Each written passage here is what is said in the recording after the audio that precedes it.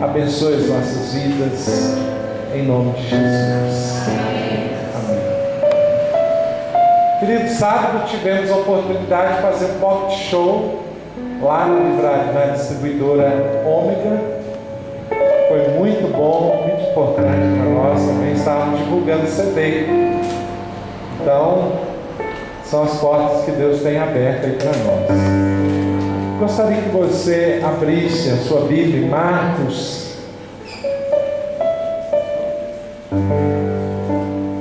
Falando em Marco, está chegando aí a ordenação do pastorzão.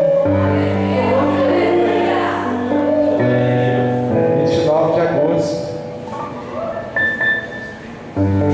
Derramar óleo aí na cabeça do pastorzão aí. Glória a Jesus. Marcos capítulo 1. Marcos capítulo 1.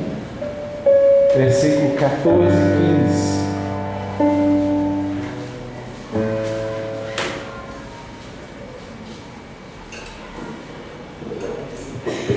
Marcos capítulo 1, versículo 14 e 15. Quem encontrou diz amém. Amém. Diz assim: depois de João ter sido preso, foi Jesus para a Galiléia, pregando o Evangelho de Deus, dizendo: o tempo está cumprido, e o reino de Deus está próximo. Arrependei-vos e crede no Evangelho. Diga comigo: arrependei-vos e crede no Evangelho. Querido, a pregação mais enfática de Jesus foi sobre o reino de Deus. Quase em todas as suas pregações, Jesus falava sobre o reino de Deus. Nesse texto ele está dizendo: olha, o tempo está cumprido e o reino de Deus está próximo. Meu irmão, há um convite de Deus para o ser humano, para que o ser humano ele possa entrar no seu reino. O reino de Deus. O reino de Deus é algo muito extensivo, porque ele não está limitado ao tempo, nem ao local. Ele não está limitado nem somente à terra, mas também ao céu. O reino de Deus engloba todas as coisas. Diga comigo: o reino de Deus engloba todas as coisas. Tudo está sujeito ao governo de Deus. Mas Deus, ele está chamando o ser humano para entrar no seu reino. Ele está convidando o ser humano para entrar no seu reino. Porque, meu irmão, houve uma deturpação do reino de Deus através do pecado de Adão. Quando Adão pecou, então entrou a corrupção na humanidade, e junto com essa corrupção entrou o pecado. entrou a independência. E através disso, tanto dano ocorreu na humanidade. O homem, por exemplo, era eterno, não morria, agora ele morre. Ele não ficava doente, agora ele fica. Ele não tinha velório, agora tem. Não tinha assassinato, agora tem. Tudo isso decorrente dessa quebra de governo. Tudo isso decorrente dessa corrupção que entrou na humanidade através da independência de Adão, através do pecado de Adão. Mas, querido, olha, a Bíblia diz que todos pecaram e carecem da glória de Deus. Todos pecaram. Ou seja, todos nós ficamos expostos à corrupção. Todos nós ficamos expostos ao pecado. Todos nós ficamos expostos à independência. E há uma coisa tão engraçada quando a gente pensa na independência e quando a gente pensa no pecado, porque você vê, por exemplo, uma criancinha tão pequena, né? Você pega uma criança aí de 1 ano de idade, né? Uma criança de 1 ano de idade, você diz para ela assim: olha, não pode mexer aí. Você acha que ela entendeu que não pode mexer ali? Você acha que entendeu ou não? Entendeu. Ela tem 1 ano de idade, mas ela entende as coisas, né? Aí ela olha para você, você fala, não pode mexer ali. Ela olha para você com aquela cara assim, deslavada, com aquela cara assim mais, né? Tipo, eu quero fazer o que eu quero. E ela vai e mexe. Com aquela cara assim, olha, eu sou independente. Eu sei desobedecer. Quantos anos que essa criança tem? 1 ano de idade. Meu irmão, você ensinou ela a desobedecer?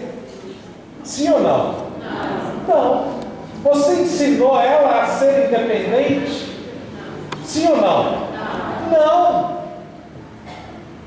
Mas ela já nasceu com a sua natureza corrompida. Ela já nasceu com a sua natureza deturpada pelo pecado. Ela sabe ser independente e ela sabe ser desobediente sem ninguém ensinar. Você não precisa ensinar o errado para a criança. Você não precisa ensinar o pecado para a criança. Ela aprende, já vem com isso de natureza. Isso já vem embutido na natureza dela.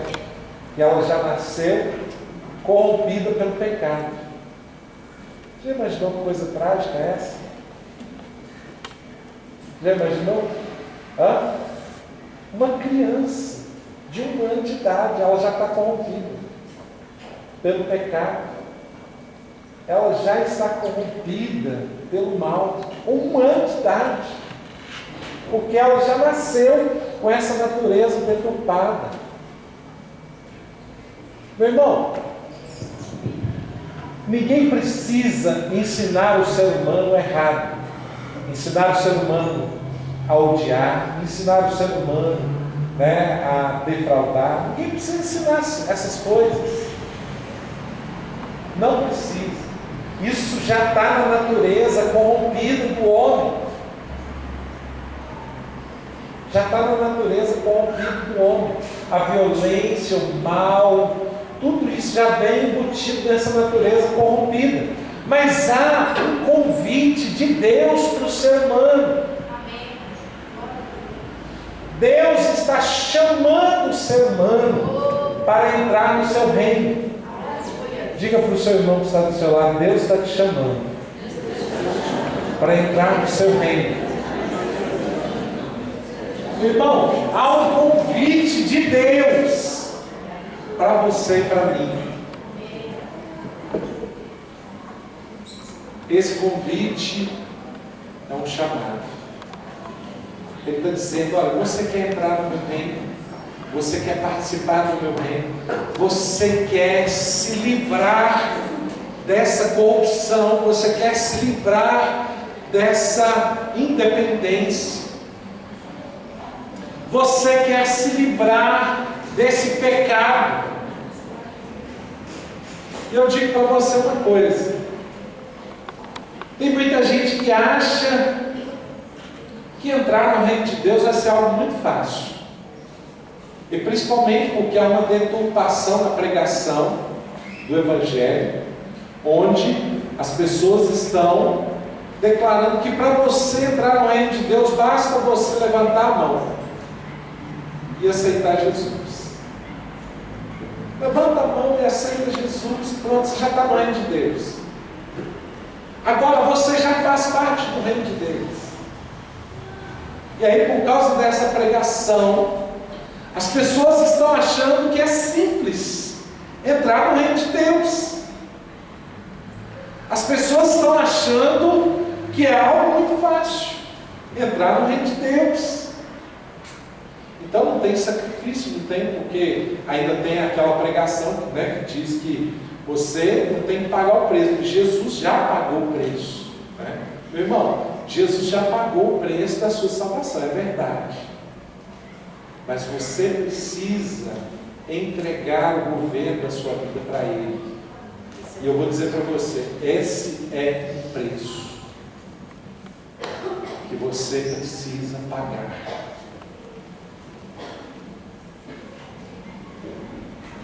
Entregar o governo da sua história, da sua vida, da sua vontade para Ele. E eu vou dizer para você, e esse é um preço que é difícil de ser pago. Muitas vezes nós somos confrontados com a nossa própria vontade. E muitas vezes nós ficamos em conflito em fazer a nossa vontade ou fazer a vontade de Deus. Meu irmão, eu vou dizer para você uma coisa: esse conflito é algo tão forte, é algo tão violento, que muitas pessoas não vão querer abrir mão da sua própria vontade. Muitas pessoas não vão querer abrir mão do pecado. Muitas pessoas não vão querer abrir mão da independência. Muitas pessoas, não é pouca não, muitas. Eu queria ler alguns textos com você.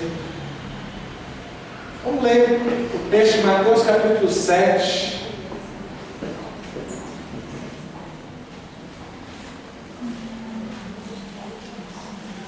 Mateus capítulo 7, versículo 13 e 14. Mateus 7, versículo 13 e 14.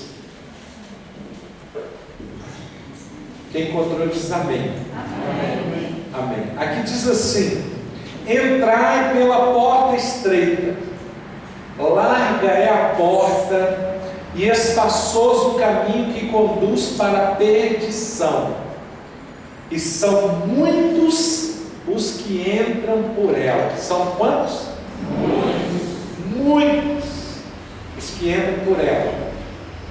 E aqui diz assim: porque estreita é a porta e apertado o caminho que conduz para a vida, e são muitos os que acertam com ela. É assim que está escrito? Não? Está escrito o quê? Poucos. Diga comigo, são poucos os que acertam com ela. Meu irmão, a Bíblia diz que tem um caminho apertado, uma porta estreita, e um caminho espaçoso e largo.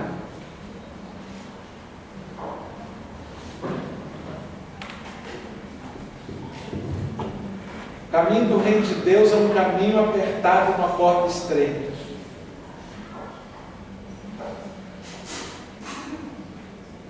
Meu irmão, se você quiser entrar no reino de Deus, você precisa aprender a deixar para trás muita coisa que não cabe no caminho e não passa na porta. Fala para o irmão que está do seu lado assim: você quer deixar para trás muita coisa que não cabe no caminho e não passa na porta? Pergunta: você quer deixar ou não? Meu irmão, porque esse é o grande drama da humanidade. A humanidade, se você perguntar para qualquer pessoa se ela quer entrar no reino de Deus, ela vai dizer: claro que eu quero. Quem vai dizer que não? Alguém se acha que é louco para dizer: eu não quero entrar no reino de Deus? Todo mundo vai dizer que quer.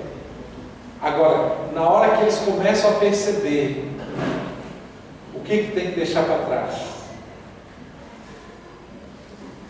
aí muitos desanimam. Muitos dizem assim: isso não dá para mim não. Eu já vi muita gente não querer o reino de Deus por coisas tão pequenas. Porque você agora não pode mais fazer isso ou aquilo, deixar, você não pode mais estar com tal pessoa, ou não estar em tal lugar. E aí por coisas tão mínimas, as pessoas falam: não, esse negócio, do reino de Deus, não quero não, isso não dá para mim não. Meu irmão, convite de Deus para entrar no seu reino é um convite para pessoas que de fato entenderam que o reino de Deus é mais importante do que as coisas dessa vida. O que é mais importante para você? As coisas dessa vida, o seu dinheiro, a sua casa, os seus bens, os seus familiares. O que é mais importante para você? As coisas desta vida ou o reino de Deus? Meu irmão, o reino de Deus é para aqueles que entenderam que o reino de Deus é mais importante do que tudo desta vida. Se você tiver algo no seu coração que você pensar assim: tal coisa eu não posso perder, então isso vai ser a sua pedra de tropeço. O que você não pode perder? Se você tiver algo no seu coração que você pensar que você não pode perder isso vai ser a sua pedra de tropeço. Tem muita gente que pensa: eu não posso perder minha mãe. Ou pensa: eu não posso perder meu filho. Alguns pensam: eu não posso perder meu emprego. Alguns pensam: eu não posso perder os prazeres desta vida. Tem gente que chega a dizer assim: não, eu vou curtir a minha vida, e quando eu estiver velho, aí eu entrego a minha vida para Jesus. Meu irmão, será que você vai ter tempo para isso? Você tem garantia que você vai poder chegar na sua velhice? Você tem garantia de que você vai viver isso tudo? Alguém aqui tem garantia que vai estar vivo amanhã? Você tem garantia disso? Amanhã eu vou estar vivo. Você pode garantir isso? Você pode? Não. Então, meu irmão, o dia é hoje. O dia é hoje. Você está recebendo convite para entrar no reino de Deus. Jesus, quando ele lançou esse convite, ele falou: olha, entrai pela porta estreita. Meu irmão, é uma porta estreita e é um caminho apertado. Sabe por que é uma porta estreita? Porque nessa porta você não vai poder entrar nela se você ainda quiser continuar no caminho do erro. Nessa porta você não vai poder entrar nela se você ainda quiser governar a sua própria vida. Não, eu vou fazer o que eu quero. Pronto, acabou. Meu irmão, já não passa na porta. Ninguém pode me obrigar a fazer alguma coisa. Olha, você não entra na porta. Sabe por quê? Só pode entrar na porta aqueles que quiseram aceitar Jesus como Senhor da sua vida. Se Jesus não puder ser seu Senhor, você não entra na porta. Ah, mas Edenilson, já tem 20 anos que eu frequento a igreja. Então é claro que eu já entrei. Meu irmão, deixa eu te fazer uma pergunta. Se você ficar 20 anos dentro de uma garagem, você vira carro? Sim ou não? Não. Não. Então, se você ficar 20 anos dentro da igreja, não garante que você é igreja, não. Se Jesus não puder ser seu Senhor, você ainda não entrou pela porta.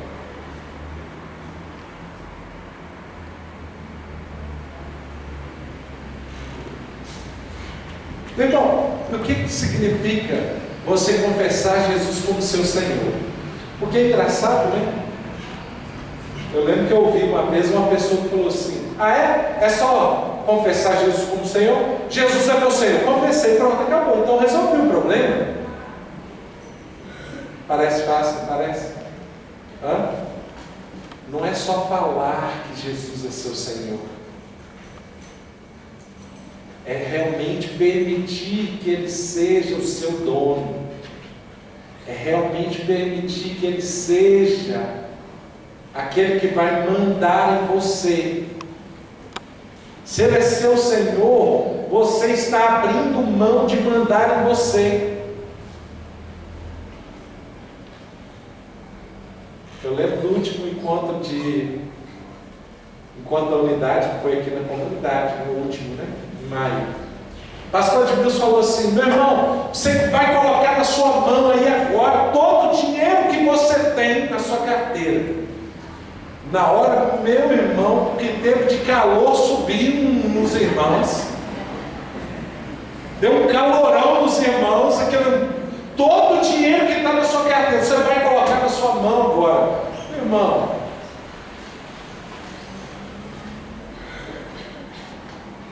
Jesus pode mandar o seu dinheiro? Não ouvi nenhum amém.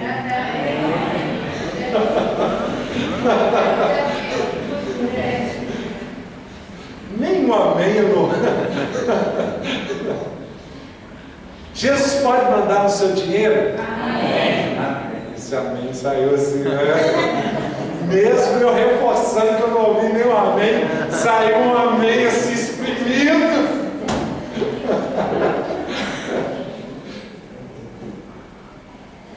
É, meu irmão. E sabe por que é difícil você falar esse amém?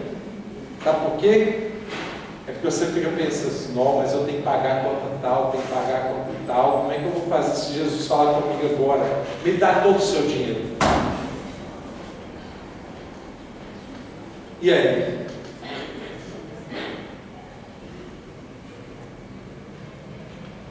Como é que eu vou fazer? Jesus pode mandar o seu dinheiro?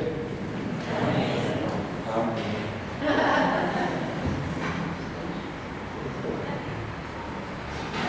O amém sai para dentro, não sai esse amém.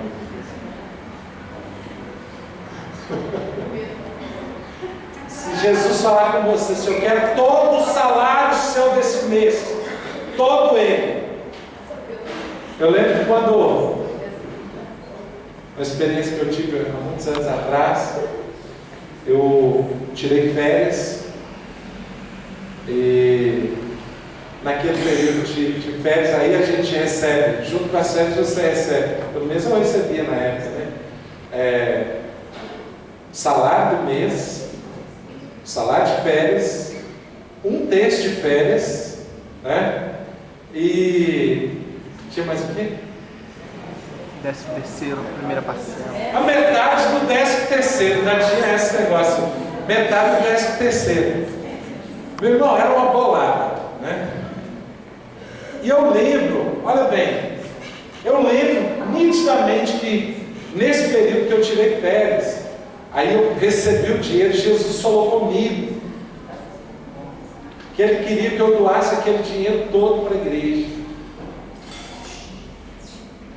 Meu irmão, não foi o pastor que falou comigo, não. Não foi diácono, não foi irmão, não foi ninguém, foi Jesus que falou comigo. Que Ele queria que eu doasse aquele dinheiro todo para a igreja. Aí eu cheguei perto de um irmão, né? Falei com o irmão assim: irmão, Jesus falou que é para me doar o meu dinheiro todo desse mês para a igreja. Aí o irmão olhou com dois olhos assim, enormes para mim, assim, assustado, né? Eu falei: irmão, como é que eu faço? Eu era novo convertido, não sabia nem como é que a gente fazia para, né, doar aquilo. Ele falou: meu irmão, a Bíblia fala assim, que o que a tua mão direita fizer, não sai da esquerda. Eu falei: mas e aí? Eu não entendi nada. Ele falou: ó, se você vai doar esse dinheiro, ninguém pode ficar sabendo. Ah, tá, entendi. Aí eu peguei o envelope, né? Peguei aquele dinheiro todo, coloquei naquele envelope e fui lá. No dia do culto, fui lá e entreguei, né? Coloquei lá no gasofilácio. Você sabia que isso aqui chama gasofilácio? Um nome bem comum, né? Bem assim. Aí coloquei no gasofilácio. Mas aí, querido, me veio no coração uma coisa.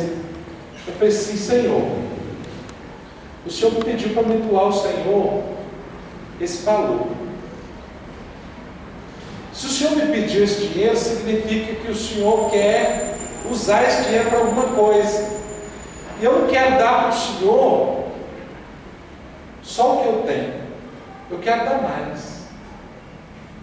Aí lá na empresa que eu trabalhava, que era a Belgo Mineira, lá tinha uma cooperativa de crédito, chamava, sei lá o nome. Esqueci. Era uma cooperativa de crédito, né? E aí eles emprestavam dinheiro para os funcionários com um juro bem pequenininho. Aí o que eu fiz? Eu falei assim: Deus, então se o Senhor quer que eu dou dinheiro, eu vou fazer mais do que o Senhor me pediu. Aí eu fui lá nessa cooperativa e peguei um empréstimo no valor que eu tinha doado. E eu peguei aquele dinheiro e fui lá e doei ele todo também. Eu dei o dobro do que Deus tinha me pedido. Meu irmão, eu vou dizer para você uma coisa. Eu não fiz isso com o intuito de receber nada de Deus. Nada, nada, nada. Nunca cobrei de Deus que Ele me desse alguma coisa. Oh, Deus, o Senhor tem que me dar isso. Não. Meu irmão, o que Deus já me deu, se eu fizer tudo por Ele, eu ainda estou devendo. Mas quando Ele me pede algo, Ele é meu Senhor. Ele é meu Senhor. Qualquer coisa que Deus me pedir, eu dou para Ele. Qualquer coisa, Ele é meu Senhor. Você está entendendo o que é Jesus ser o seu Senhor? Significa que agora a sua vida pertence a Ele. Ela não é sua mais. A sua vida não é sua mais. Tem muita gente que fica com dificuldade de dar o dízimo para Deus. Meu irmão, o dízimo é uma parte do seu salário. Mas olha, vou te falar uma coisa: não é só o dízimo que pertence a Deus, não. Tem muita gente que acha que assim, vou devolver a Deus o que é de Deus, é o dízimo. Meu irmão, de quem que é a sua vida? De quem? Você entregou ela para Deus? Entregou? Sim. Se a sua vida é de Deus, tudo que é seu é de quem? De Deus. Então por que você está nessa coisa achando que só o dízimo é de Deus? Tudo da sua vida é de Deus, a menos que você não tenha entregado a sua vida para Jesus, a menos que Jesus não seja o seu Senhor. E aí, se Jesus não é o seu Senhor, você não entrou pela porta. E se você não entrou pela porta, você não está no reino de Deus.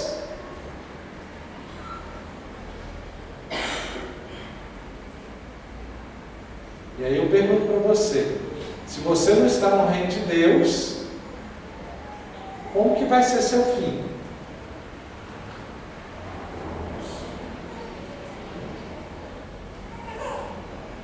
Porque a Bíblia diz que só tem dois lugares.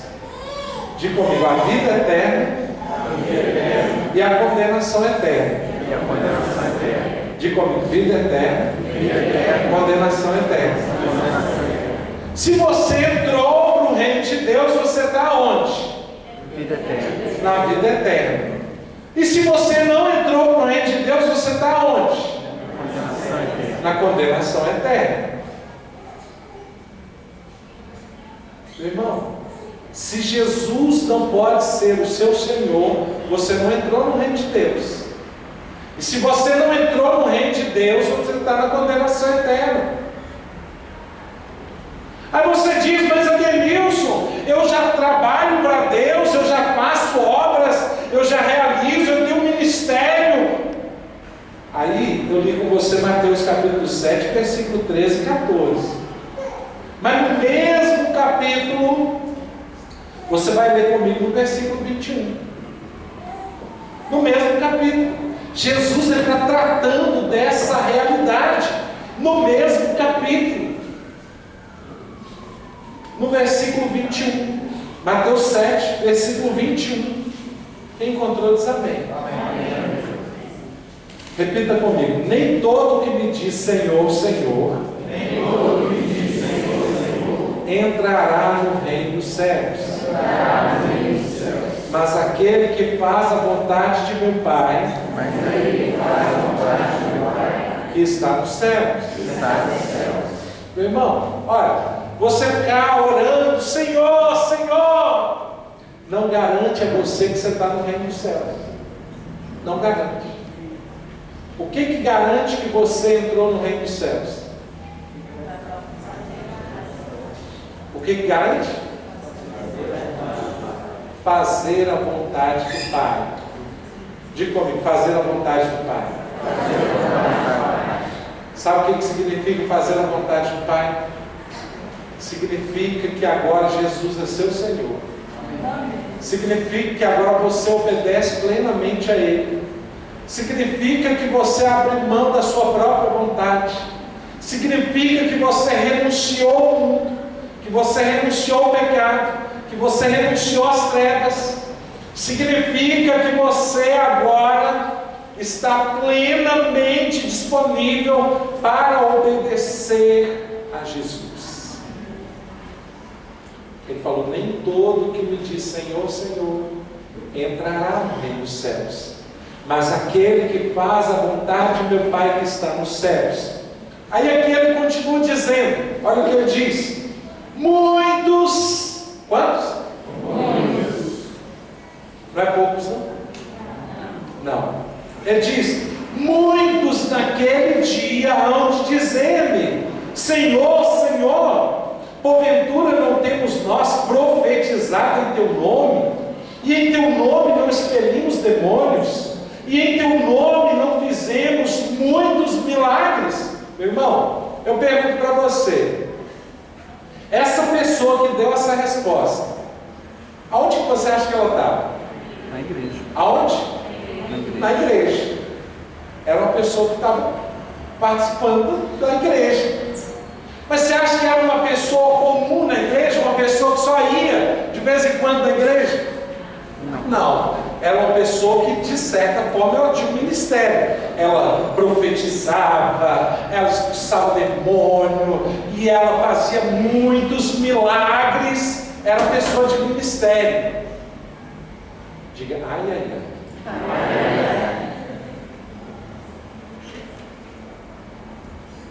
Essa pessoa naquele dia chegou perto de Jesus e falou: Senhor, em teu nome nós fizemos isso, fizemos aquilo.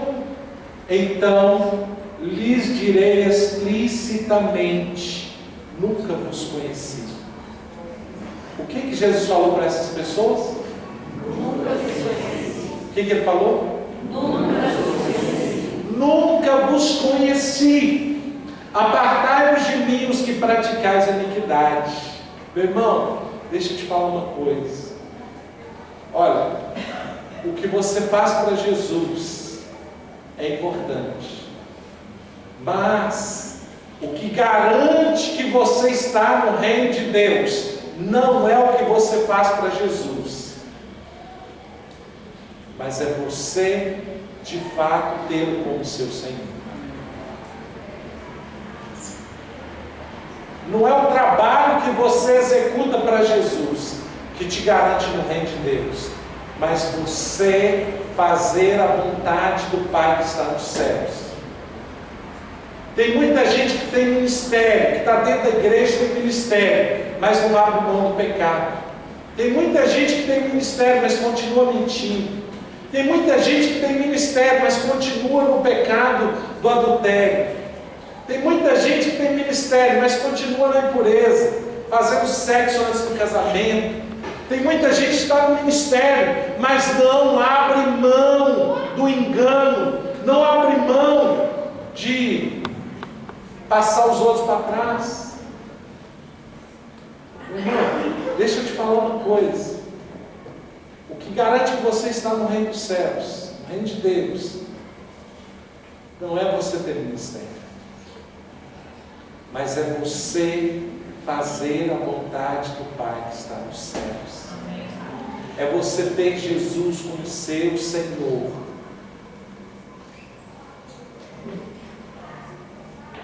É você não abrir mão de uma vida de santificação.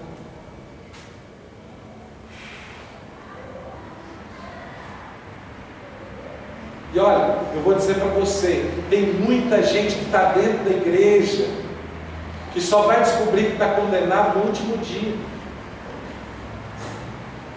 Jesus falou: olha, muitos naquele dia. Quando? Naquele dia. Meu irmão, eles não descobriram antes não. Só descobriram naquele dia. Naquele dia. Eles descobriram que estavam reprovados pelo reino de Deus.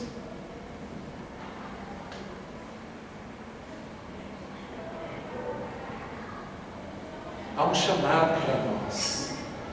Deus está dizendo: olha, vinde, entre no meu reino, entre no meu reino. Meu irmão, reino de Deus não é tempo de casa, não é vida religiosa. Reino de Deus não é fama, não é glória própria.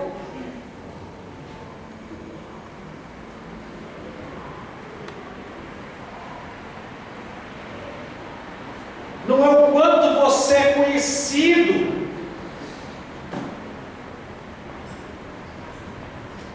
Reino de Deus é vida com Deus.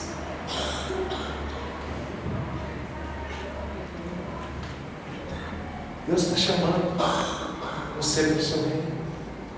Ele está dizendo: vem para o meu reino. Ele está dizendo: vem. Meu irmão, mas deixa eu te falar uma coisa. O convite dele para você não significa que você já está aprovado. Ele está te convidando. Só porque ele te convidou, você acha que você já está bonito na fita.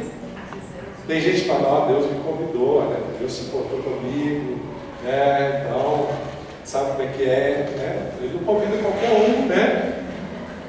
Afinal de contas, né? Ele me convidou. Glória a Deus. Mas olha, deixa eu ler com você Mateus capítulo 22.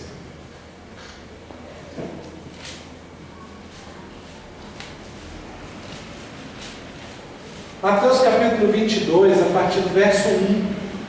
Nós vamos ler até o verso 14.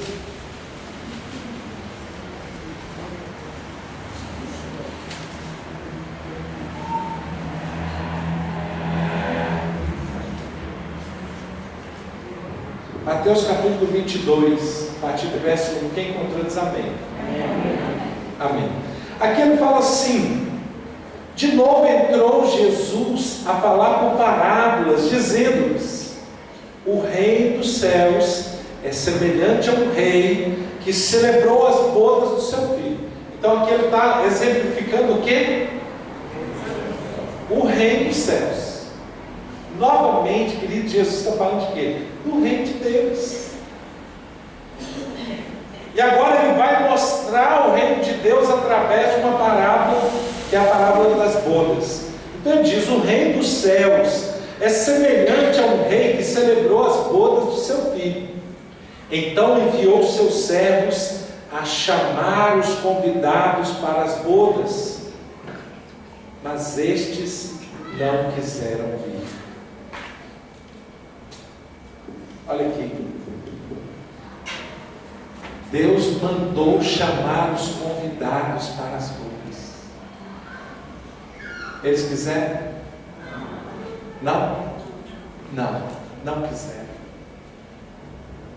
Meu irmão, é isso. O convite continua acontecendo. Ele está chamando. Vem participar das bodas do meu filho. E tem muito convidado que não quer.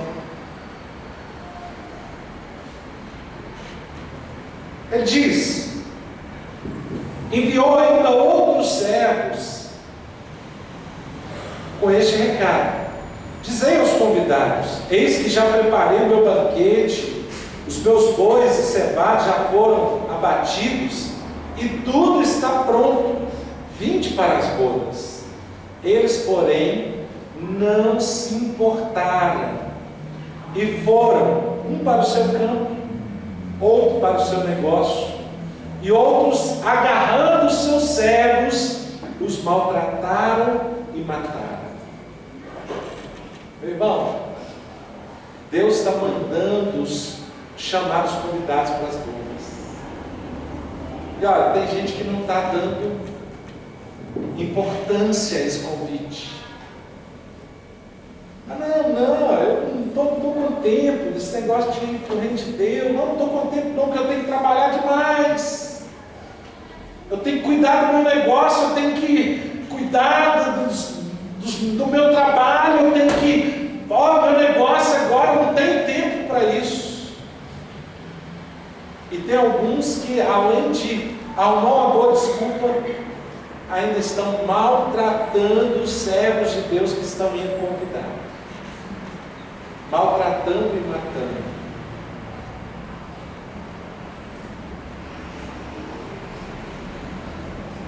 Fala para o irmão que está do seu lado: olha, você está sendo convidado. Diga para o irmão que está do seu lado: você está sendo convidado. Você vai aceitar ou não? Meu irmão, o convite de Deus está posto. Os convidados não aceitaram o convite. O rei ficou irado e, enviando as suas tropas, exterminou aqueles assassinos e lhes incendiou a cidade. Então disse aos seus servos: está pronta a festa, mas os convidados não eram dignos. E depois as encruzilhadas dos caminhos, e convidai para as bodas a quantos encontrardes. E saindo aqueles servos pelas estradas, reuniram todos os que encontraram, maus e bons, e a sala do banquete ficou repleta de convidados. Entrando, porém, o rei, para ver os que estavam à mesa, notou ali um homem que não trazia veste nupcial. E perguntou-lhe: amigo, como entraste aqui sem veste nupcial? E ele emudeceu.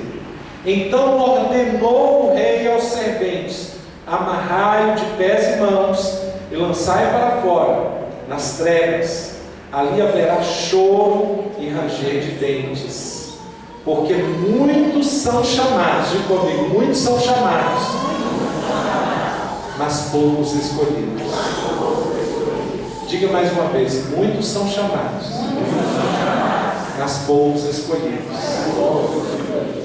Meu irmão, é o convite para o reino de Deus. Você não pode entrar no reino de Deus de qualquer jeito. Olha, teve um moço aqui que ele aceitou o convite. Ele foi. Mas aí quando ele chegou lá, ele não estava preparado. As suas vestes não eram as vestes próprias. Olha, será que você está preparando suas vestes? Será que você está trabalhando suas vestes? Suas vestes estão limpas? Ou elas estão sujas? São as vestes adequadas? Ou você está usando qualquer tipo de veste? Vestes fala de uma vida, de uma atitude, fala de uma postura de santidade perante Deus. Vestes fala de uma entrega da sua trajetória para Deus. Como estão as suas vestes? Você tem purificado as suas vestes, ou você tem deixado as suas vestes contaminarem com o pecado, contaminarem com as trevas, contaminarem com as coisas deste mundo? Meu irmão, você não pode entrar no reino de Deus com qualquer veste.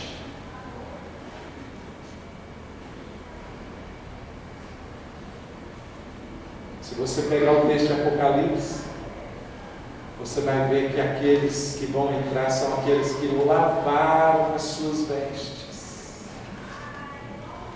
Diga comigo: lavaram as suas vestes. Lavaram as suas vestes.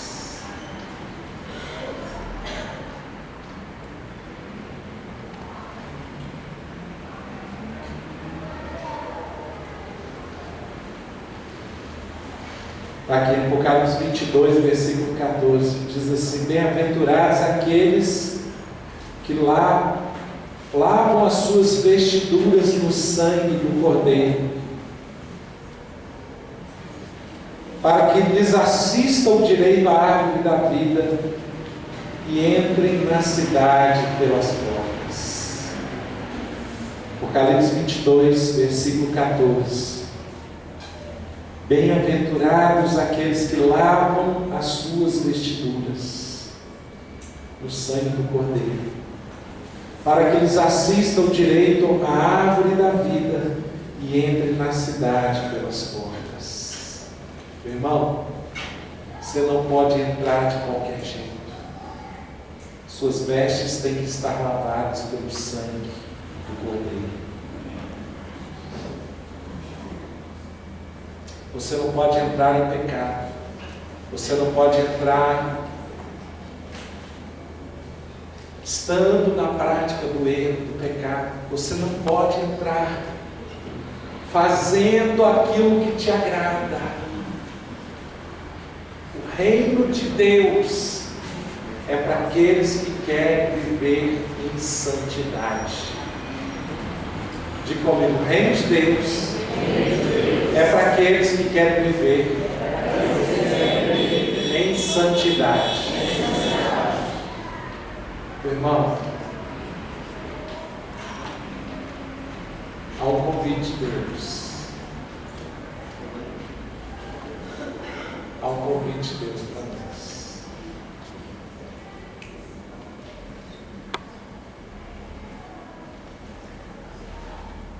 É uma canção que diz: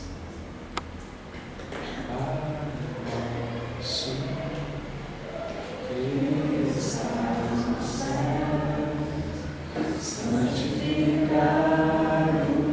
seja teu nome, venha a nós teu reino, seja feita a tua vontade,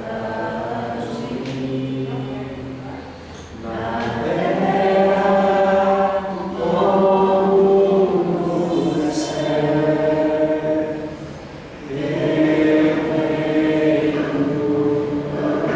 Teu reino assim, na terra como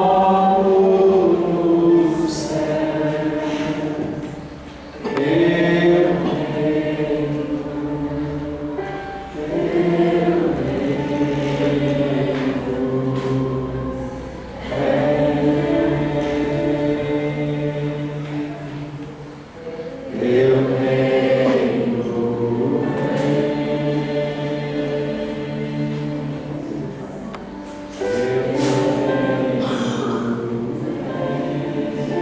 Teu irmão,